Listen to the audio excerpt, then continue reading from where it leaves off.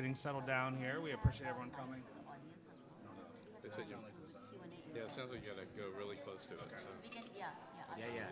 Thank you. All right. Good morning, everyone. Good morning. We appreciate all the attendance today, and we look forward to a really nice session. I think as people get their breakfast, just try and come in quietly. We've got some really nice speakers today. So I'd like to welcome everyone to our town hall meeting on cancer genetics and reproductive health. As most of you know, I'm Pete Stanich from Ohio State, and very excited to have a great panel with us, and especially two great speakers with us today. A few requests for us. So please, we want to make sure we have an open, honest conversation today. So we request no photos be taken and no social media posting. So we really want this to be open. I think we all know this is a potentially controversial topic, so we want to make sure people feel free to speak their mind. And as I mentioned, we really want to be confidential. We want to make sure that patients, trainees, and practitioners all have their thoughts remain private. So we thank everyone for considering that. All right. And so I just want to welcome our expert discussants. So we have Dr. Ronald Alvarez coming to us. He is a professor and chairman of the Department of OB and Gynecology, and he holds the Betty and Lonnie Burnett Endowed Chair of OB/GYN at Vanderbilt University Medical Center. He was at the UAB for many years and rose to the rank of professor there until he transitioned to Vanderbilt in 2016. And he has been the recipient of several NCI and other industry-funded grants in support of his research in gene therapeutics for ovarian cancer and cervical cancer vaccines, including projects funded by the UAB Ovarian Cancer Spore and the Johns Hopkins UAB Spore. And he's been in lots of leadership roles for many gyn-onc medical societies. So I'd like to welcome Dr. Ronald Alvarez today.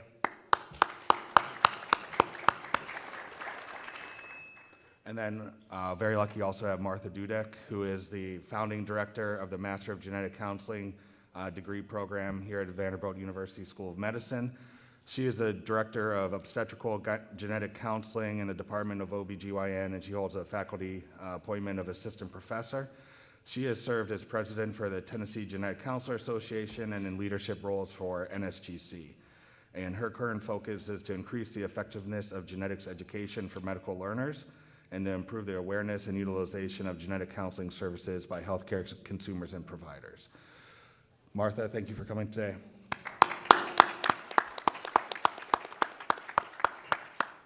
So we're very lucky that they agreed to come and talk to us so early, and they, very in town here, but we really appreciate coming on a weekend.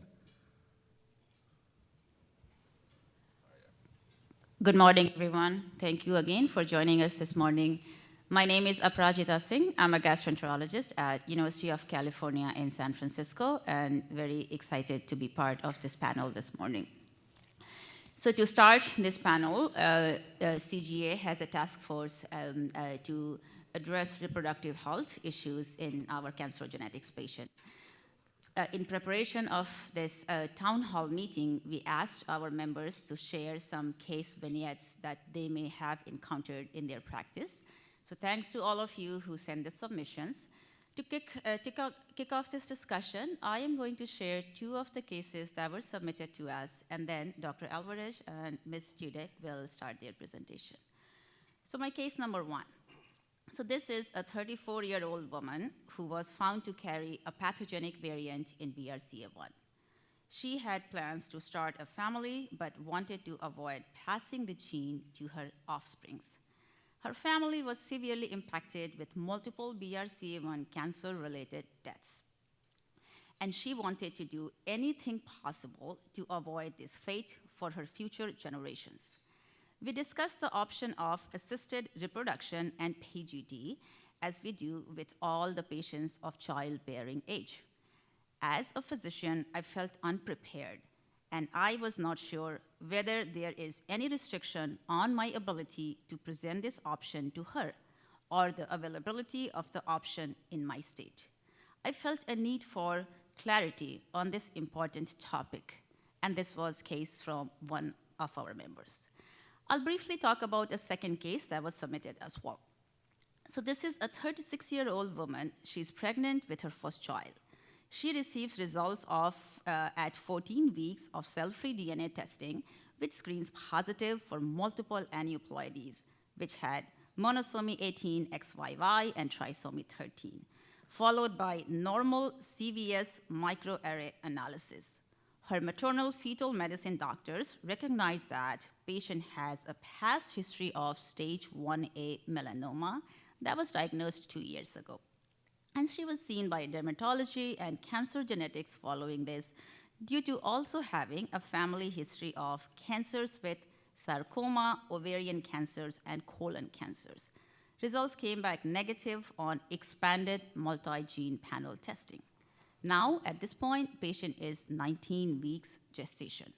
Her dermatologist orders a non-contrast whole body MRI, which identifies multiple liver masses and focal thickening in her colon. And unfortunately, this leads to a colonoscopy and liver biopsy, confirming a diagnosis of colon adenocarcinoma. Patient is now 30 weeks, 2 days pregnant. Somatic sequencing shows CTNNB1-driven colon cancer, which is microsatellite stable. Her oncologist recommends immediate initiation of cytotoxic chemotherapy. First chemo is given at 32 weeks, 2 days in labor and delivery. Patient is concerned about fetal exposure to FOLFOX. Her maternal fetal medicine doctors recommend early delivery, but they are unsure how early she can legally induce labor. So these are some of the questions that our colleagues are coming across in the affected states, and we are very happy to have the experts, Ms. Dudek and Dr. Alvarez, share our thoughts on this very important and timely topic. So Dr. Alvarez, I'll hand it over to you. We'll have Q&A. Great, thank you so much. Welcome to Nashville, and I'm really amazing that there's this many people here this morning, in spite of probably being on Broadway late at night. So I hope you've had a great time, and everybody's been really hospitable. So today, what I'd like to do is just sort of review the impact of the Dobbs decision on abortion care at Vanderbilt, sort of tell you our story of Department of OBGYN in a very restrictive state. And then maybe talk a little bit about the impact of this new environment on the provision of cancer care to pregnant patients.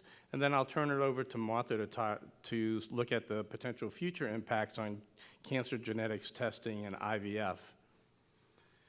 So let me just level set. At Vanderbilt, we actually had done abortions for maternal health indications and for fetal indications, and in the setting of rape and incest. We did not really do a lot of what would be called sort of elective abortions that didn't meet one of these particular indications. And so we had actually just recently, about a year or two, codified our practice on termination of pregnancy within our bylaws at Vanderbilt. So it was relatively new to us to be able to have these policies in place. We did have faculty that actually did work at Planned Parenthood and another abortion provider to do the so-called sort of elective abortions that didn't fit into the maternal, fetal, or rape and incest indications. So long before the Dobbs decision was even leaked, I called my dean and said, you know, there's this decision coming down in June. I know you got a lot of things on your plate, but we probably ought to start thinking about this and get prepared for whichever way this actually goes. So this was actually passed this came down on June 24th, as everyone knows. And when you look at it, we were one of the states that had trigger laws that were in place that actually were rapidly implemented once the Dobbs decision came on board. And those two laws, one was a heartbeat ban, which actually went into place almost immediately after the Dobbs decision, and this June 28th. And the next was in a trigger ban that actually went into place in August. So the first one was where we could not do any abortions except for maternal indications, and if the pregnancy was 6 weeks or less, didn't have a heart tones. The trigger ban actually banned all abortions except for those that were for maternal indications. And you can see in Tennessee, the penalties are pretty strict. It's a Class C felony, which can have possible sentences of 3 to 15 years and penalties of up to $10,000. The only actually exemptions, sort of so-called exemptions, are whether or not an abortion can be done if there's impending fetal maternal death or severe impairment of bodily function, with the exception of mental health. So mental health cannot be an indication to do an abortion here in Tennessee. I just remind everybody, this is the EMTALA rule that came out in July that said that if a patient was seen in an emergency room and had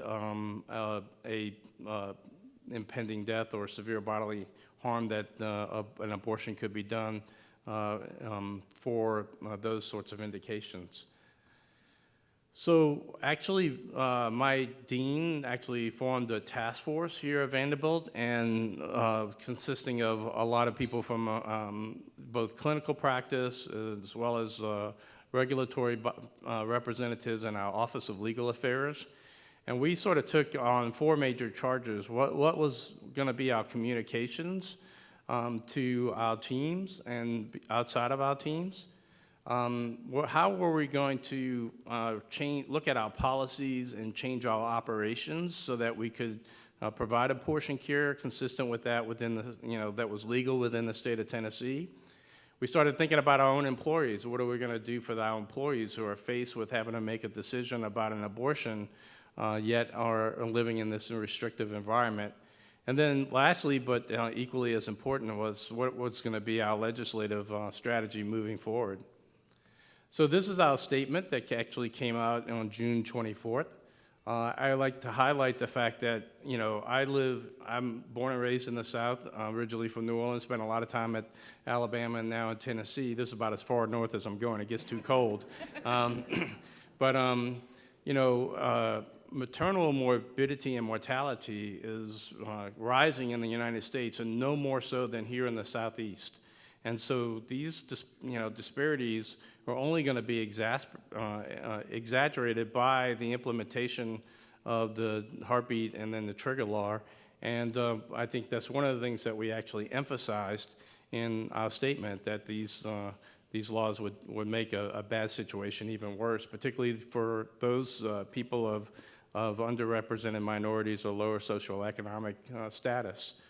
And so we definitely wanted to, make the statement that we supported the ability to provide care as according to federal and state law.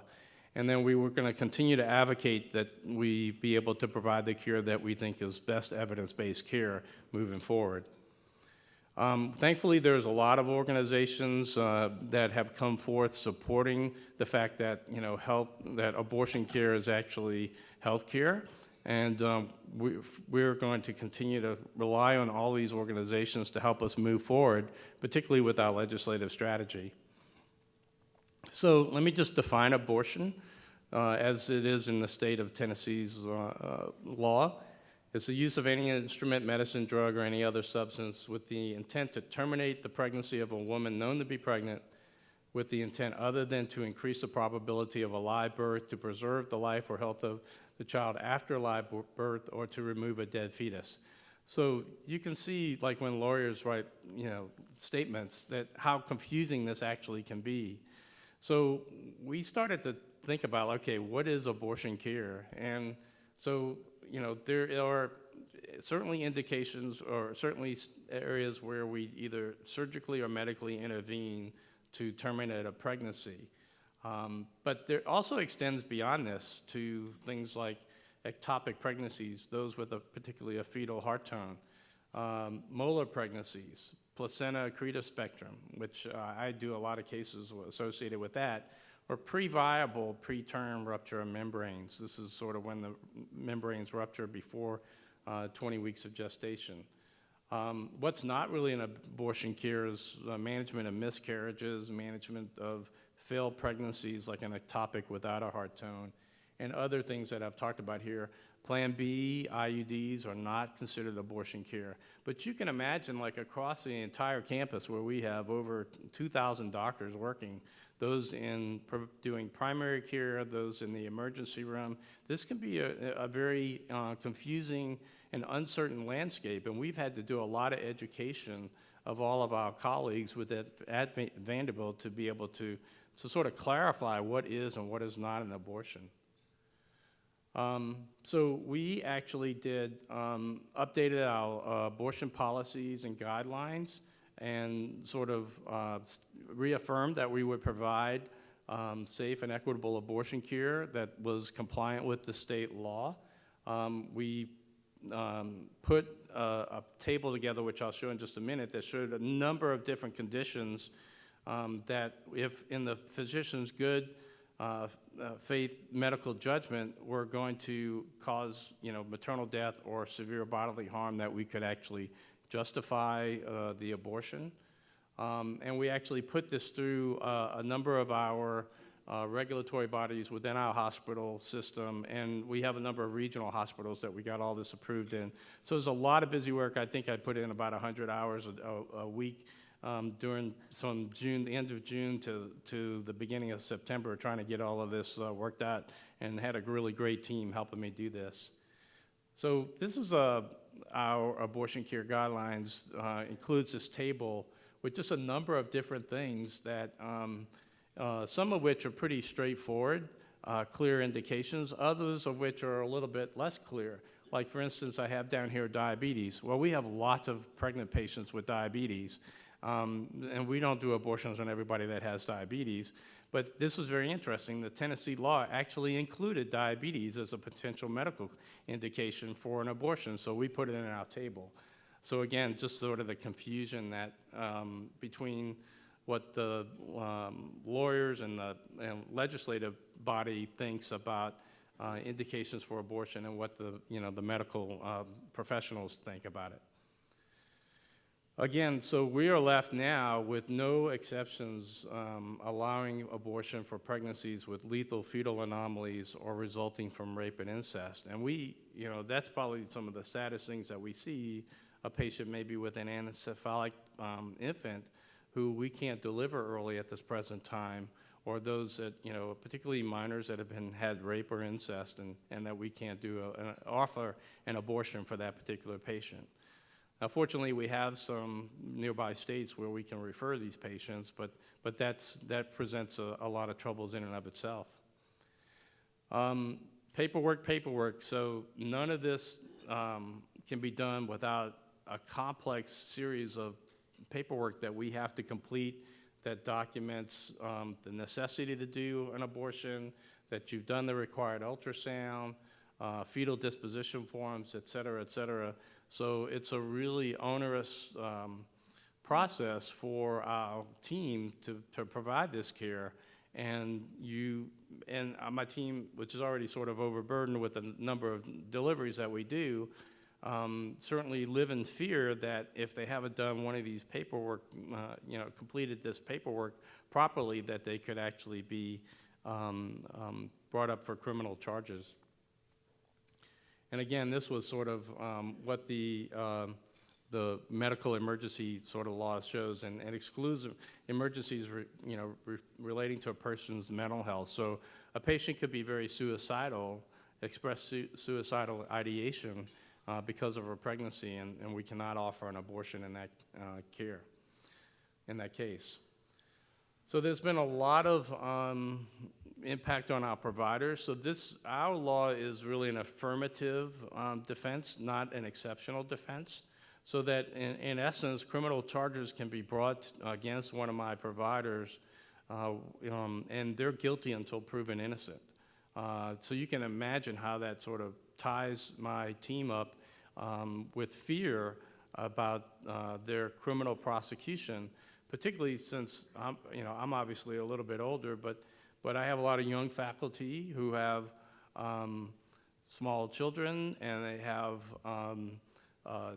probably student debts, they have housing debts, they've got college debts, or colleges that they're trying to do, and to see something like a criminal charge go against them and be tied up in that litigation with possible financial risk and impacting their ability to provide for their families is a really scary proposition.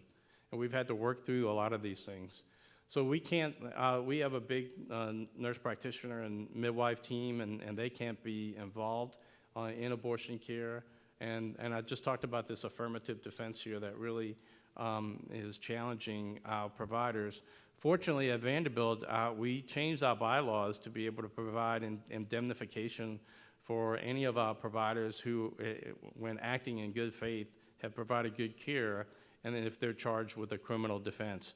This was a huge thing that had to go through our bylaws and really was one of the mitigating factors for us to proceed with trying to provide this care. But even though we've actually done that, Martha and I were on a faculty meeting on Friday, you can still hear the fear in people's comments and thoughts about providing this care in spite of this protective new bylaw for us.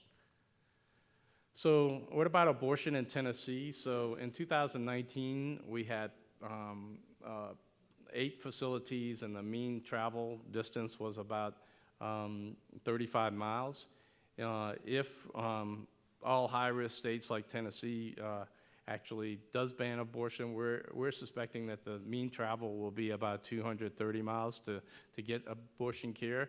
And we predict that we'll see a third less abortions in the state of Tennessee because of this particular law.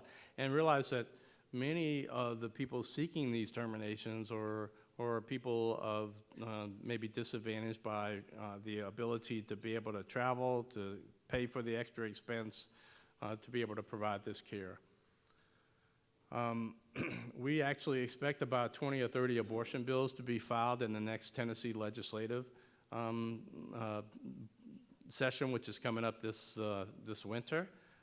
We're really working very hard with our other hospital systems and with the Tennessee Medical Association and Tennessee ACOG to kind of focus on three or four different things. One is to remove the affirmative defense to an exception defense. The second is to sort of have exceptions related to serious fetal anomalies or to rape and incest, particularly of minors. We think we can actually creep back on some of this. The pendulum has really swung really far to the, I guess I'm going this way, so I probably should be to the right, I guess, on the Tennessee law. But we think that there is some sentiment now that the election's over with to be able to proceed with kind of crawling back a little bit on some of these restrictive policies.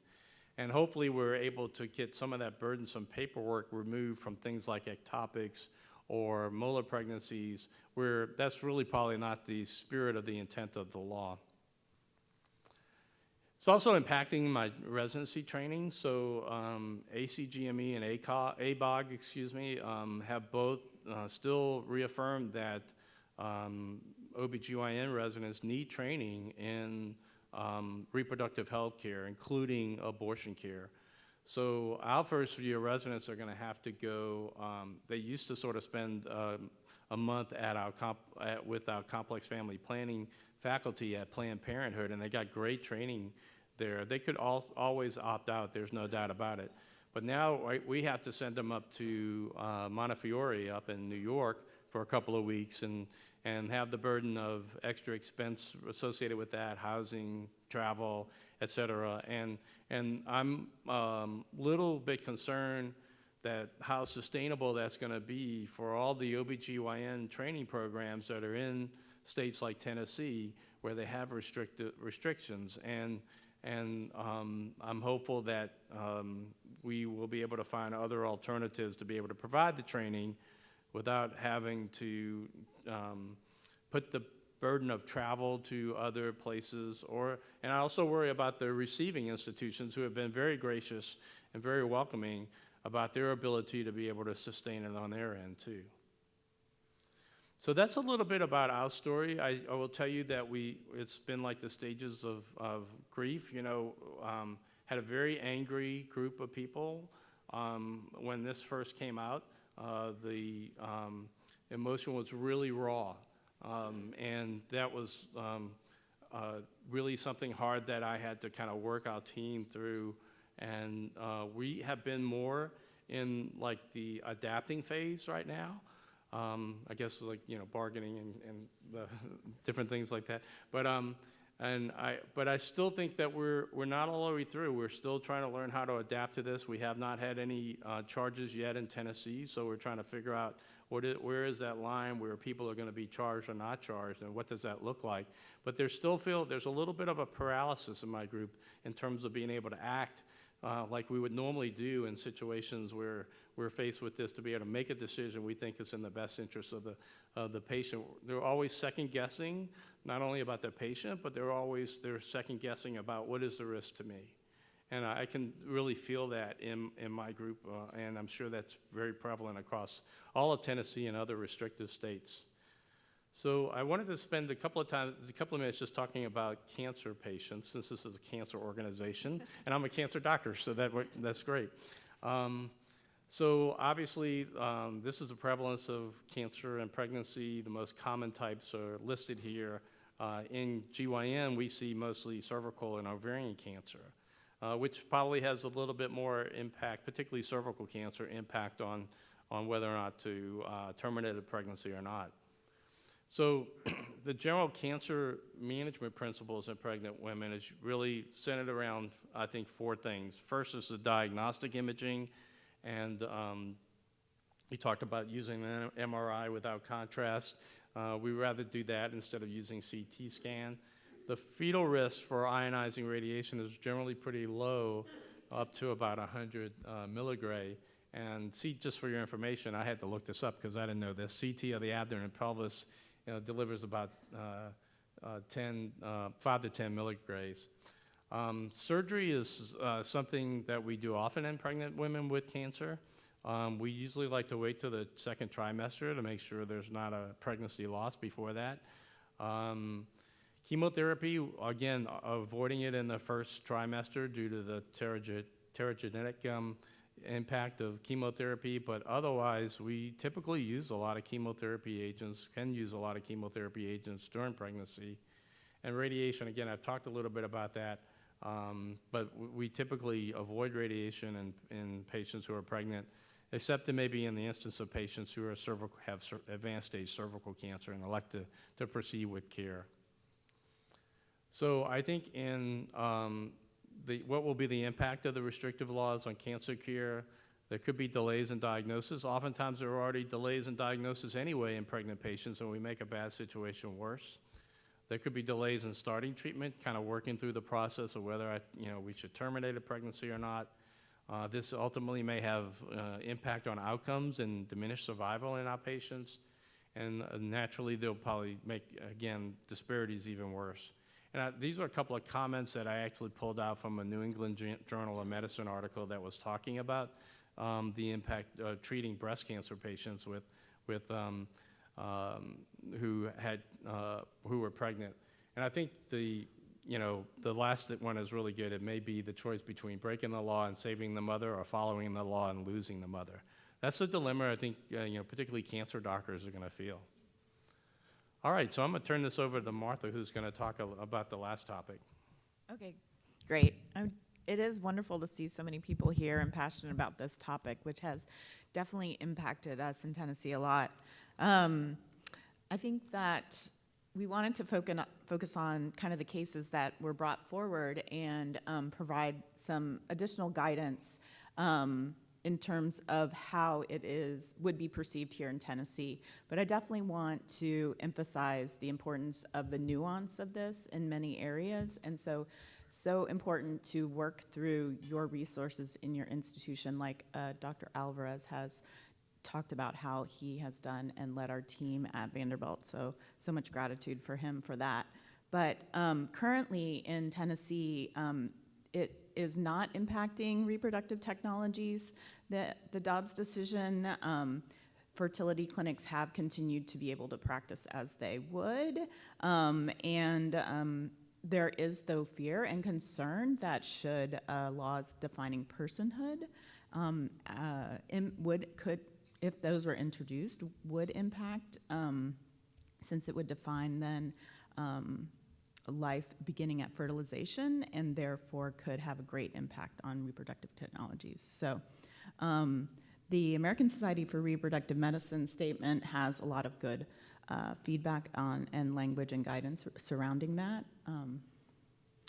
But I think in that situation, we would definitely tell patients that it is not now, but we need to stay in contact and check in later. So this just does illustrate how it has changed some practice for genetic counselors and physicians because they have had to really monitor the language that they use when talking with families and patients, and dramatically in reproductive genetics, we've had to tell patients that abortion is not an option in our state and that we're not able to provide that care for you. And this is very devastating, even though we are in a state in which oftentimes we have not been able to provide services, but patients often make assumptions that their situation is different, and often when faced with very devastating news, they're already trying to manage, such as having a patient that has a fetus with anencephaly or a significant cancer diagnosis. So in Tennessee, as Dr. Alvarez was saying, we are able to refer out of state, and we're not restricted in how we share that information, but we've had to gather those resources and be very flexible because that is changing in the states that are impacted as well. So it is kind of a moving resource list. This ability to even refer patients outside the state varies a lot. We have one provider, Sam Stover, who recently joined our faculty from Texas at Baylor, and there they were much more restrictive in terms of even being able to offer specific places that patients could go for those services. And that was very, very different and even more challenging when you have to be that restrictive with your language and also feeling like that is a conflict with your scope of practice.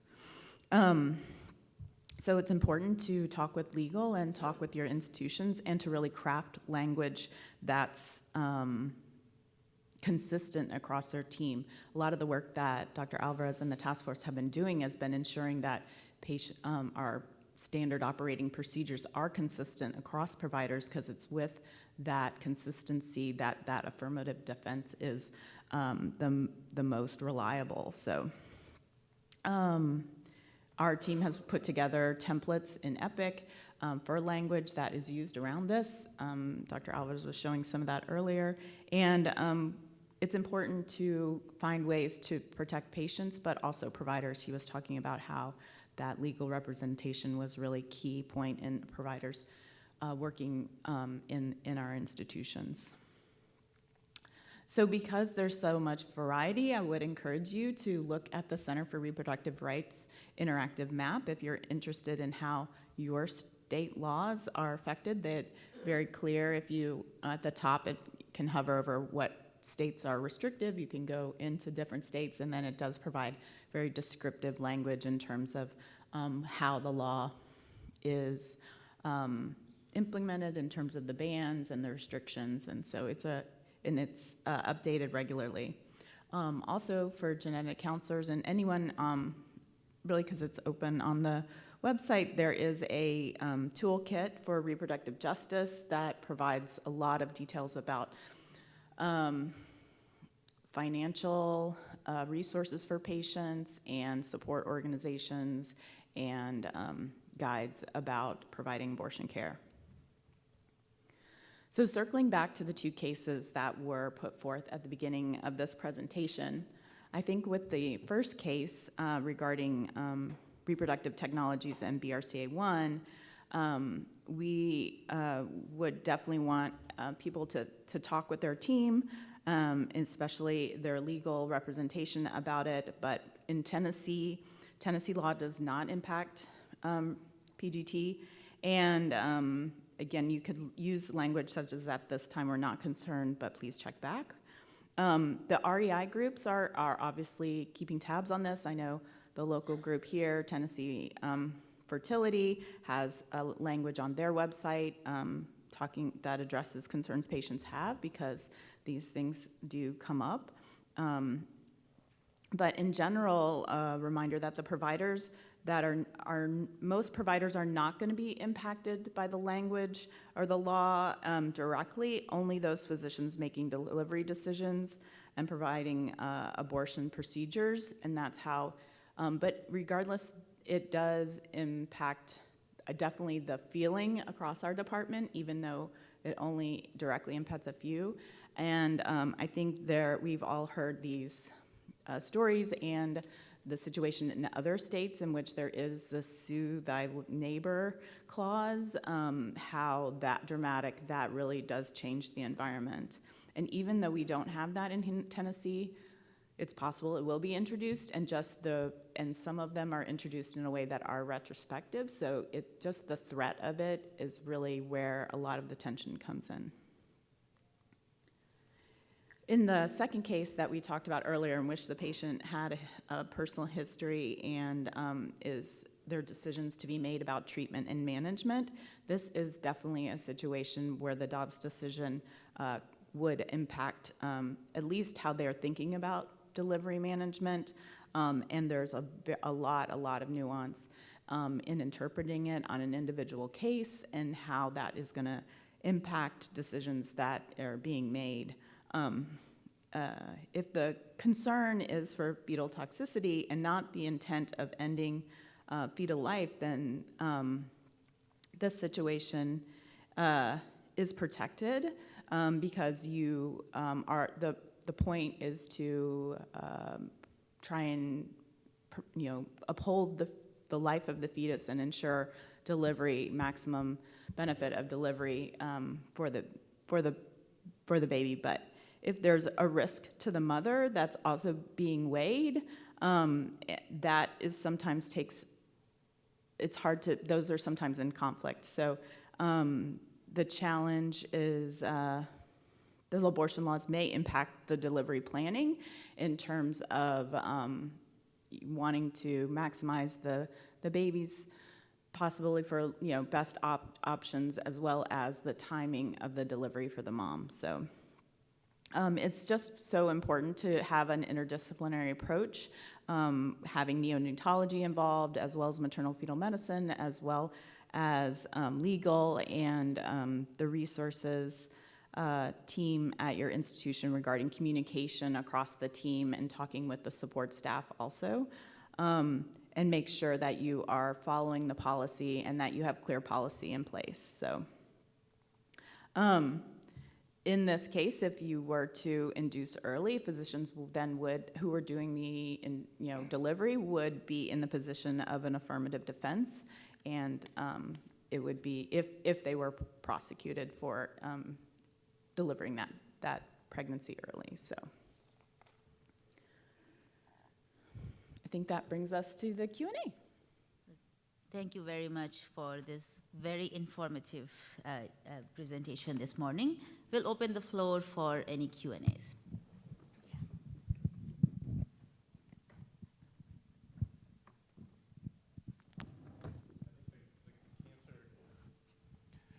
The cancer cases are always really a bit challenging, right? Because you're trying to determine, well, would the pregnancy have a negative impact on the outcome of the mother?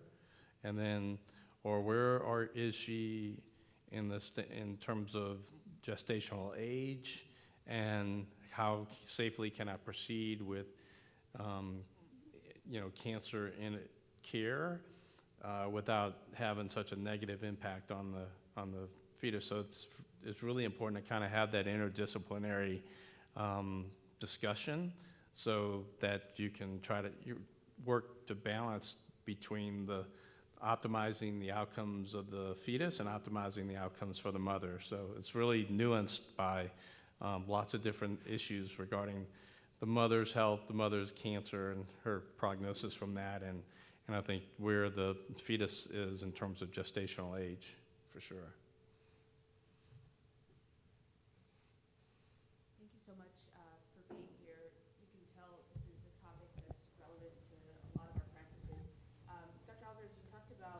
impact that this change has had on your trainees. Martha, can you tell us how it's impacted GC training? Yeah, absolutely. I think that there's a lot of emotion around this topic, and it's, even though, and we're a very empathetic group, and so we really feel, even though we're not currently at risk for the law because we don't perform procedures, we feel very handcuffed, Dr. Allers was saying earlier, in terms of the service that we can offer, and it also puts a lot of additional work on us in terms of referring out. And I think our trainees, who are even more new at the practice of offering interruptions in pregnancy, also feel the stress and feel a lot more uncomfortable about the uncertainty, because, and many of them are not from a state and haven't faced this before, and so we are concerned that perhaps it will make it more difficult to recruit students to attend our institution. I think that because it's such a fluid and quickly evolving environment, I think the training has been hard because providers are struggling with what to do and say, and so then it's hard to teach learners what to do and say. So helping students work through their own, give them a space to work through the emotional aspects has been important, so that they also aren't adding additional burden to the faculty that are also struggling with the same. That's been the most challenging thing for us, is kind of balancing and navigating the added stress of these conversations.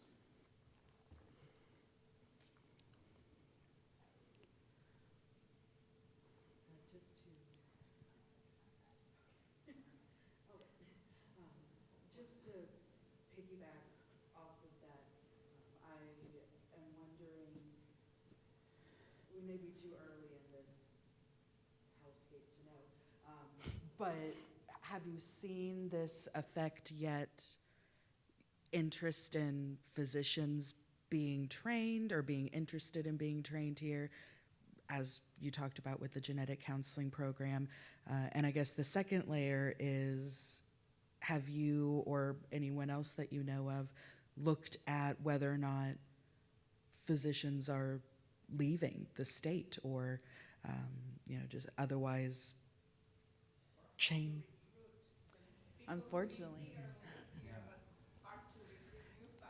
Right, exactly. So I'm very worried about that, obviously, as a department chair. And I think our undergraduate university is worried about that. So I've even had messages from organizations like yours who are coming to Nashville for a big meeting. This is a great place to have a meeting, right? But they're worried about, if I have someone who needs care, will you be able to provide that care? And I've had to reassure them that we will do that.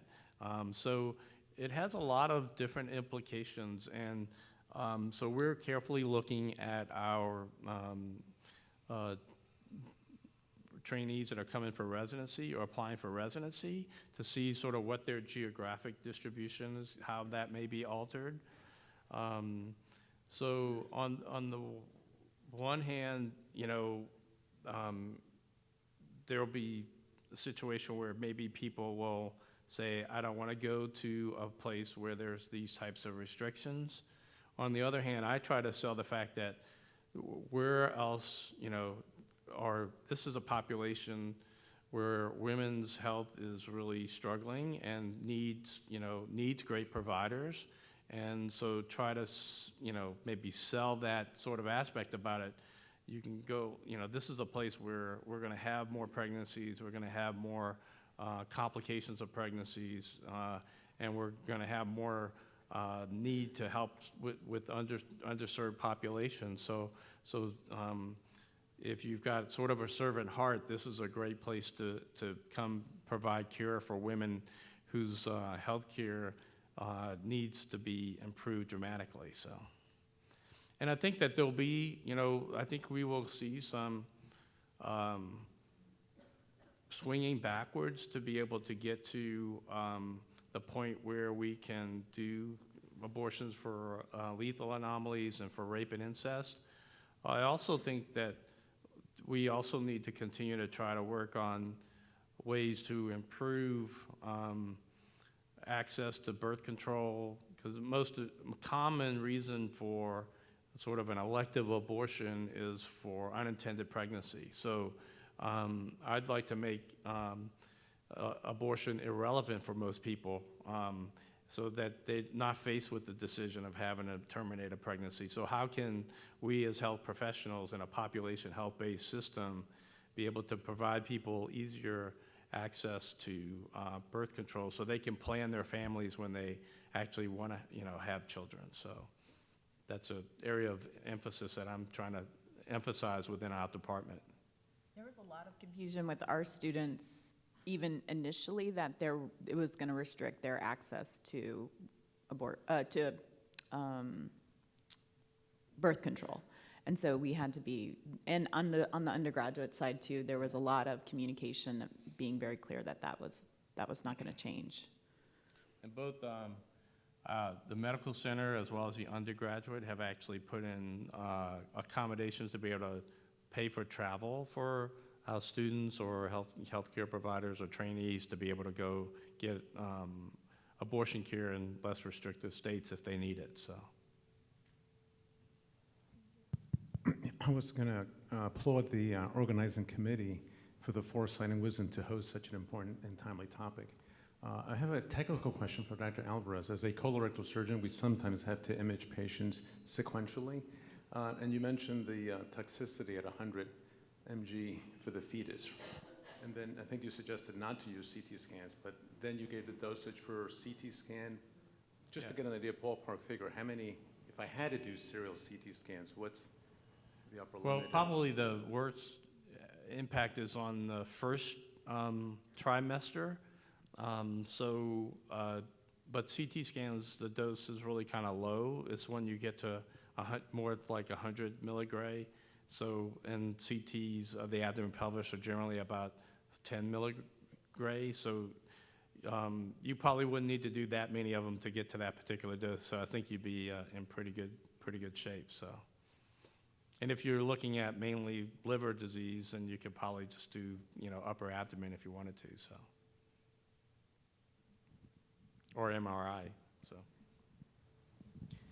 Thank you. I'm from a restrictive state. Pete and I are from Ohio, and many of us are. And so there's more fallout than we've mentioned. There are parents that have chosen not to send their daughters or students to states which have this restrictive laws. There are Congresses that have chosen not to have their meetings in states where, just as a means of protest. But my question, in the state of Ohio, and there was some legislature that was bantied about aiding and abetting. So how far down the line can someone actually have criminal charges against them if you say within the language, we don't do them in our state, but there are other states. So you're aiding and abetting. So I know that's gone around. And the other thing is, this is an international group, and I'd be really curious to know, in other countries, are you tackling, is this just in the United States? There's no abortions in the countries of the people that are represented here? Or if there are, what are the precedents and laws there? So maybe it's going too far out. But aiding and abetting, and who's at risk? Yeah, I think, fortunately, we don't have an aiding and abetting restriction now. It remains to be seen what pops up at the Legislative Assembly this winter. Hopefully that won't proceed, but I know several states are either have that or are concerned about it, and we just sort of need to see how that proceeds. I think hopefully that that will be one of the things that we pull back from a little bit. So I'm actually encouraged that when put to the vote by the people, that you see people voting to not be so restrictive, right? And I understand it's a very polarizing thing, and that people have views on both sides of this. But I think hopefully we'll get more towards a middle where we use common sense in developing these laws in the future, and I think that will probably happen in due time. but it's not going to happen overnight, particularly in states like Tennessee and Ohio, right? So, but I think we have to persevere, and things will probably change backwards, particularly as we get Gen Z becomes the baby boomer generation. So, yes, sir.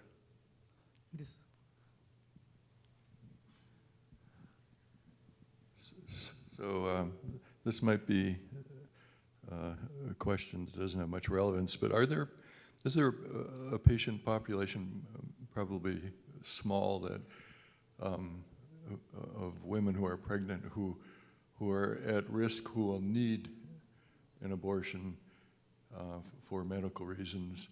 And if that population exists, do you refer these patients out before that need would need to be addressed? I think if we have clear-cut maternal indications, we will do that procedure. We don't have to wait till a patient is in severe, gets to a severe state to be able to do that abortion. So major, pulmonary hypertension, for instance, is a great example. We don't have to wait till the patient's pulmonary hypertension is so bad that to be able to proceed with the abortion, that we can proceed with that. Sometimes there's a little bit more murky circumstances, right? But for the most part, we can do that. It's really mainly the lethal fetal anomalies and rape and incest that we have to refer out. All right, so in interest of time, maybe we'll take one last question. Yes, please. Boy, am I lucky I get the last question. One of the fallacies of the whole issue with making abortion illegal is that it doesn't really stop abortion. And all it does is it changes the venue. It leaves the organized medical system and it goes underground. This is where all the major risk for women comes from. Has there been any evidence that this has happened? Are we now reactivating an illegal high-risk industry on kitchen tables, or is that a concern or an anticipation? So I anticipate that there'll be more self-managed abortions and more likely medical abortions rather than surgical procedures that people of my generation were sort of familiar with that happened in the, prior to Roe versus Wade being done. So I think we will probably see more complications from self-managed abortions, but hopefully not from surgical procedures, more so from medical procedures. But clearly, if you look back at maternal mortality, that when Roe versus Wade came into place, maternal mortality dropped significantly, some of which was probably related to better OB care, but a significant amount was probably related to legalization of abortion. All right, well, thank you everyone for this very interesting discussion and presentation. Thank you again, Dr. Alvarez. Thank you, Ms. Tudek. And we really appreciate the audience, your participation and the question. We'll end this session and we'll see you all in the room across the hallway. Thank you.